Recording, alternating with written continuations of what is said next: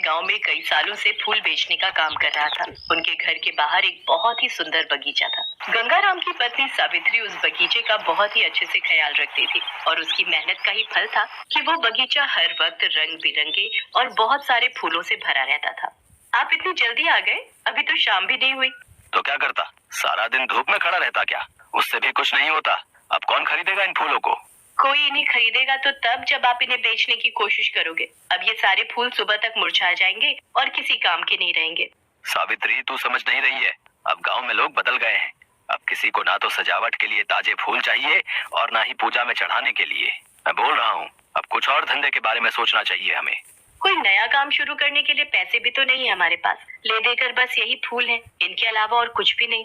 तो अब मैं क्या करूँ, तू ही बता मुझे। ऐसा करो, आप इन फूलों को हाईवे के पास जाकर बेचो। वहाँ शहर को जाने वाली और शहर से आने वाली कई बसें रुकती हैं। मुझे लगता है कि गांव के लोग भले ही ना खरीदे, पर शहर के लोगों को हमारे फूल बहुत पसंद आएंगे। सावित्री उम्मीद का दामन थामे हुए थी, लेकिन गंगाराम एक नंबर का आलसी था। सावित्री के जोर देने पर वो अगले दिन फूल लेकर हाईवे के पास जाकर खड़ा हो गया। पूरे दिन वहाँ से कई बसें गुजरी, लेकिन गंगाराम ने किसी के पास जाकर अपने फूल बेचने की कोशिश तक नहीं की। नतीजा, यहाँ भी उसकी कोई कमाई नहीं हुई। पता नहीं क्या हो गया है लोगों को। मैंने कहा था सावित्री को, नहीं बिकेंगे ये फूल।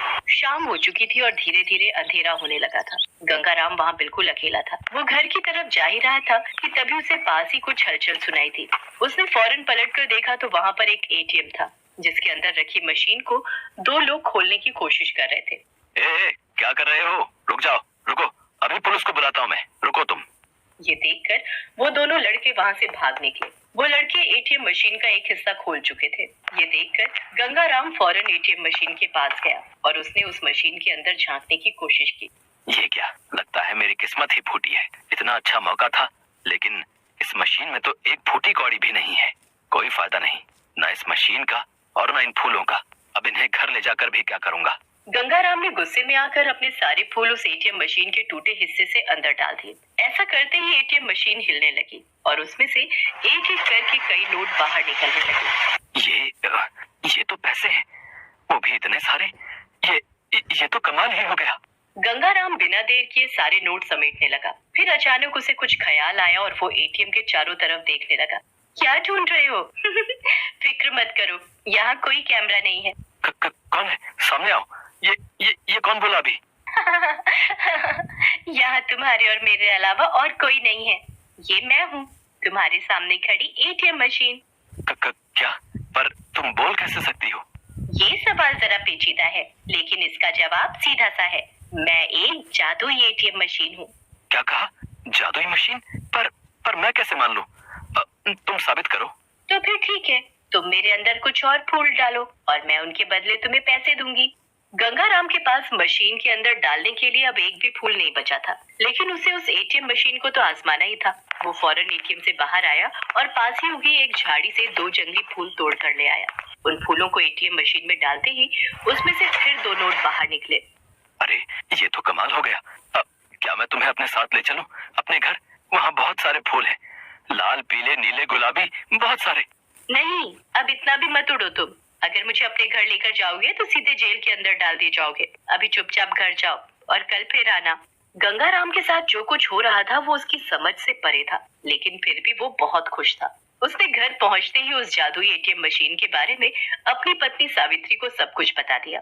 ये सब बहुत अजीब है जी। मुझे डर है कि कहीं आप फंस ना जाओ। आपको जरूर कोई गलतफहमी हुई है। कोई भी एटीएम मशीन वाला फूलों के बदले पैसे कैसे दे सकती है? ओहो सावित्री, तू ना सोचती बहुत है। यही परेशानी है तेरे साथ। ये सब छोड़ और मुझे ये बता कि अभी अपने बगीचे में कितने फूल होंगे तो काफी सारे।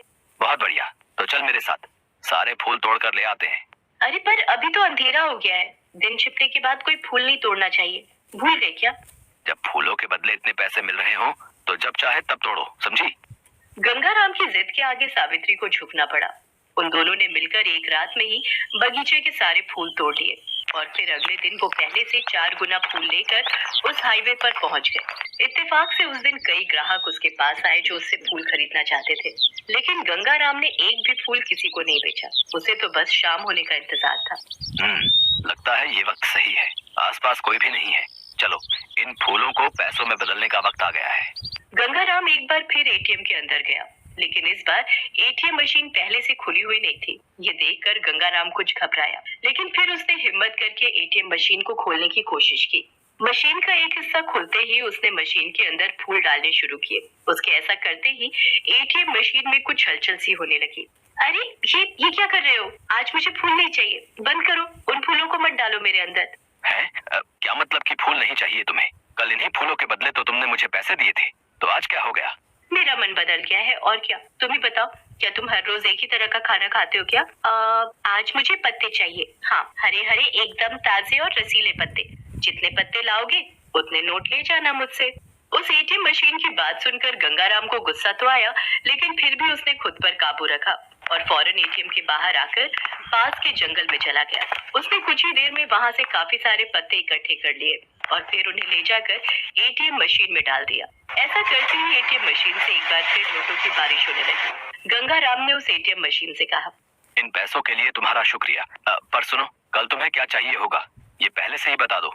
गंगाराम के कई बार पूछने पर भी एटीएम मशीन ने कोई जवाब नहीं दिया। फिर गंगाराम सारे पैसे लेकर घर चला गया। एटीएम मशीन हर रोज उससे कुछ न कुछ नया लाने को कहती, जिसके बदले गंगाराम को ढेर सारे पैसे भी मिल जाते। एटीएम मशीन के दिए हुए पैसे गंगाराम के घर में एक संदूक के अंदर इकट्ठे होते जा रहे थे, लेकिन गंगाराम का लालच था कि कम होने का नाम ही नहीं ले रहा था। हालांकि इस सब के लिए उसे जो मेहनत करनी पड़ रही थी वो भी उसे बहुत खल रही थी। ये एटीएम मशीन तो मुझसे बहुत मेहनत करवाती है, पर पैसे भी तो चाहिए, कुछ तो दिमाग लगाना होगा मुझे। गंगाराम ने बहुत दिमाग लगाकर एक तरीका सोचा और फिर उस शाम को एटीएम मशीन से बोला, देखो, आज मैं तुम्हारे लिए अपनी तरफ से कुछ लेकर आया हूँ। क्या लाए हो? दिखाओ मुझे।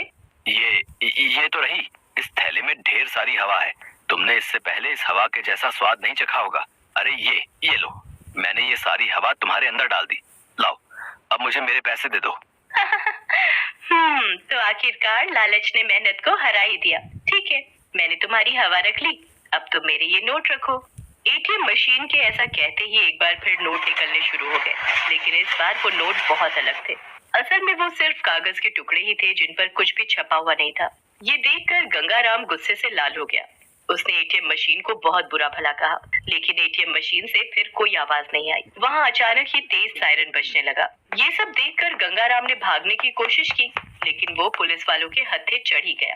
उसके घर पर मौजूद सारे पैसे भी पुलिस ने जब्त कर लिए और गंगाराम के पास सिवाय पछताने के अब कोई चारा नहीं था। उसे समझ आ गया था कि चाहे जादू हो या हकीकत, बिना मेहनत के कुछ हासिल नहीं होता। चंदनपुर नाम के गांव में राधा नाम की एक लड़की अपने भैया भाभी के साथ रहती थी। राधा की भाभी कमला स्वभाव की बहुत खड़ूस और अत्याचारी थी। वो चाहती थी कि राधा की शादी किसी भी ऐरे गैरे से हो जाए, तो शादी का खर्चा करने से वो और राधा का भाई दोनों बच जाएंगे। इसलिए वो राधा के लिए रिश्ता ढूंढती रहती थी। एक दिन कमला बाजार जा रही थी। रास्ते में उसने देखा एक बहुत ही मजबूर और गरीब भिखारी लड़का अपनी बूढ़ी माँ की दवाई के लिए लोगों से भीख मांग रहा था। वो कमला के पास आता है और उससे कुछ पैसों की मदद मांगता है।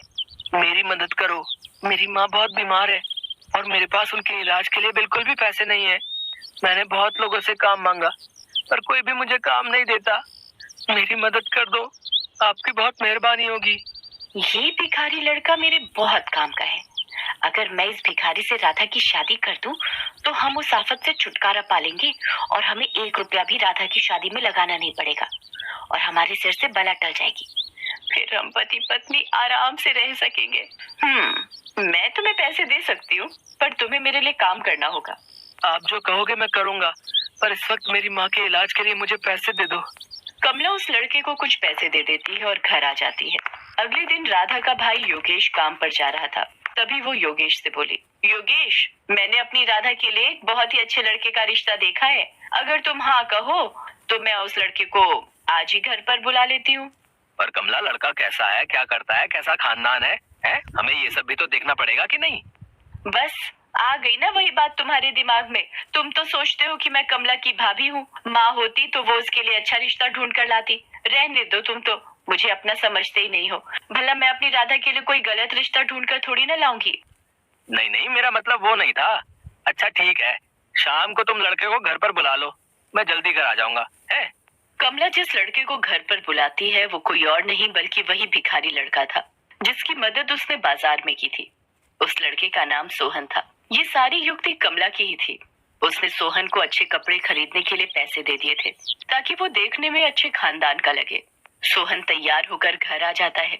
सोहन की मजबूरी ये थी कि वो एक गरीब भिखारी था और कमला ने उसकी माँ के इलाज के बदले में जो शर्त रखी थी वो उसे मजबूरी में माननी पड़ी। सोहन की दूसरे शहर में एक बहुत बड़ी पोस्ट पर नौकरी लगी है। सोहन, पगार कितनी दे रहे हैं? जी जी, वो 50। हाँ हाँ हाँ, मुझे याद आ गया। तुम्हारी माताजी से मेरी बात हुई थी। 50,000 रुपए। बहुत बढ़िया। तो कब जाना है तुम्हें? अगले हफ्ते निकलना होगा और माँ की तबीयत ठीक नहीं रहती, इसलिए माँ को भी साथ ही ले जाऊंगा और अब से वहीं रहेंगे। मैं चाहता था कि शादी अगले 2 दिनों में ही हो जाए और मुझे दहेज में कुछ भी नहीं चाहिए। तुम्हारे उच्च विचार देखकर मैं बहुत खुश हूँ सोहन बेटा, पर इतनी जल्दी हम कुछ तो तैयारी करना ही चाहेंगे। राधा मेरी इकलौती बहन है। अरे, आप भी कैसी बातें करते हो? हम भी बेटा दहेज लेने और देने के बिल्कुल खिलाफ हैं। शादी अगले 2 दिन बाद ही होगी। कमला ने सोहन को सब कुछ समझा बुझा दिया था। बेचारा सोहन, उसे झूठ बोलना पड़ रहा था। योगेश भी उनकी बातों में आ गया और राधा की शादी सोहन के साथ हो जाती है। थोड़े बहुत कपड़े और सामान लेकर राधा अपने मायके से विदा हो जाती है। पर शादी के बाद सोहन राधा से कुछ भी नहीं छुपाता। वो उसे शुरू से लेकर आखिर तक की सारी सच्चाई बता देता है। और ये है सारी सच्चाई राधा। तुम अगर वापस अपने भैया के पास जाना चाहती हो तो मैं तुम्हें नहीं रोकूंगा। कमला भाभी ने मेरी शादी भले आपके साथ किसी भी तरह की हो, पर आप मेरे पति हैं और माँ जी मेरी माँ है। आप दोनों जहाँ रहेंगे मैं वहीं रह लूंगी।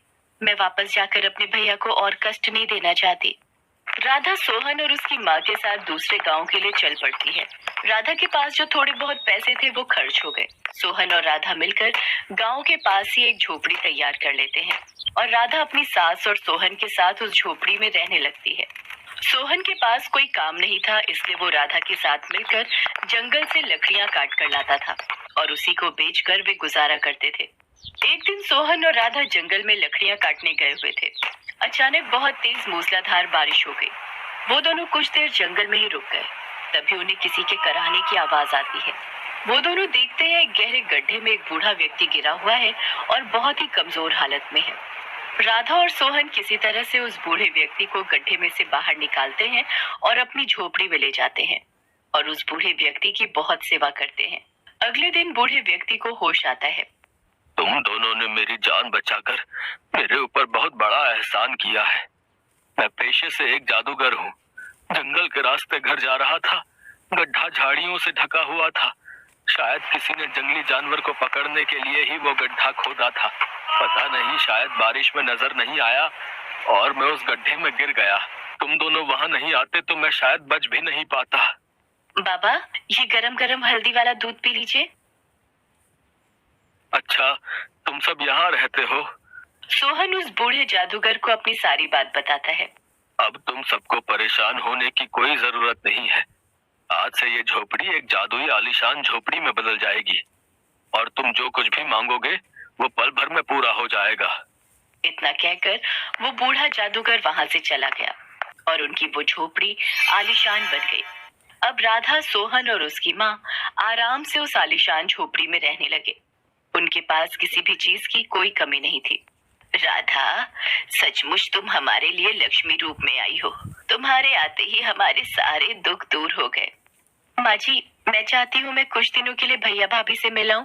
हाँ हाँ, सोहन तुम्हें तुम्हारे मायके जरूर ले जाएगा। राधा बहुत सारे उपहार और मिठाइयाँ लेकर अपने भैया भाभी से मिलने जाती है। योगेश अपनी बहन राधा को देखकर बहुत खुश था, पर कमला की तबीयत बहुत दिनों से खराब थी। शायद उसने जो गलतियां की थी उनकी वो सजा भुगत रही थी। राधा, मैंने तुम्हारे भैया को सारी सच्चाई बता दी है। पता नहीं कैसी बीमारी लगी है कि ठीक होने में ही नहीं आ रही। मुझे माफ कर दो राधा। भाभी, ऐसा न कहो, आप बिल्कुल ठीक हो जाओगे। राधा वापस अपने घर जाती है। मेरी भाभी की बीमारी दूर हो जाए, ऐसी दवा मुझे मिल जाए। राधा वो दवाई अपनी भाभी को पिलाती है और उसकी भाभी बिल्कुल ठीक हो जाती है और राधा को गले लगा लेती है। उस दिन से राधा अपने परिवार के साथ खुशी खुशी जीवन बिताने लगती है। हेलो दोस्तों, कैसे हैं आप सब?